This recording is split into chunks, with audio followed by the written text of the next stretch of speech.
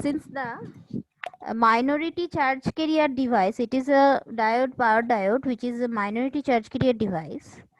There is a stored charge, and charge is stored by the capacitor, so it works slowly. Okay, so how to make it faster, that is our concern. How to make it faster? We can make it faster by removing the charge. So how to remove the charge, that I will discuss now. If I see that the reverse portion of the current, we can see this is a triangle. This thing we can say, or we can assume it as a triangle. Clear? So if I get the area or the average of triangle, or area of triangle, that will get half into magnitude into T1 by T. So here half magnitude is what? IRR, and T1 by T, since it is assuming a short duration, we will only consider the total time, that is TRR. Not total time, on time, that is TRR. Okay, TRR is the total time from T3 to T5. Okay, so this is the thing. And now one thing you can understand from this, that um,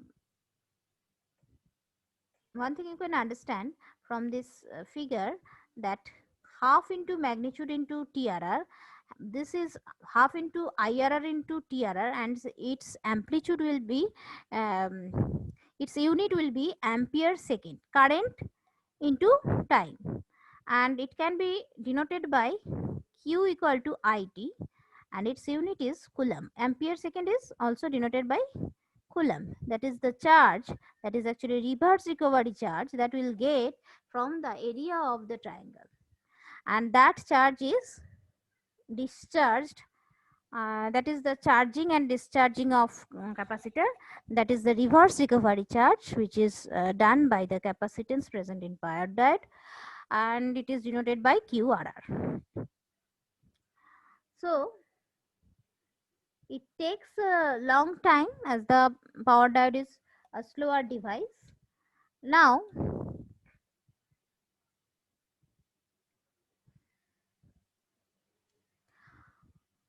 suppose IRR, that is the reverse recovery current, that is present in this element. You can see this is the IRR, or reverse recovery current. If you don't know the reverse recovery current, then how can you get the value of reverse recovery charge? That is our concern. Now let us take again this picture. So let us take this portion as the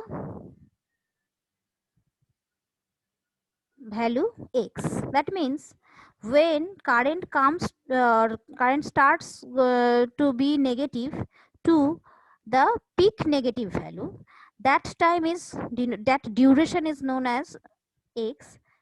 And let us assume that from the negative peak current to the just before zero, a small duration before zero, let us consider the duration as y. So x plus y is what? X plus y, we can assume it as TRR. TRL. Okay. So let us consider x by y. Okay, let us consider x by y as the softness factor. That is, it is starting from 0 to maximum peak, and it is going from maximum peak to minimum value of current. So these durations ratio, let us take as softness factor, or S. Okay. So what will happen? It will be the softness factor, which is S, and that is equal to x by y. Okay, so let us consider x by y equal to S. So what will happen? X equal to then S y. Okay. Now what will be y then? As you have mentioned, TRR equal to x plus y and x equal to sy. Then if I put that in this equation, TRR equal to x plus y, then what will get? Sy plus y equal to TRR. So from that we can get y equal to TRR by S. Now in this QRR is what? QRR is equal to half IRR, that is reverse recovery current, into reverse recovery time, TRR. Now let us consider we don't have IRR. So how can we get IRR? IRR is not there, but there is a, actually what happens in manufacturer will provide us the reverse recovery current or the rate of change of current, that is DIDT. Either you will be given IRR or rate of change of current, that is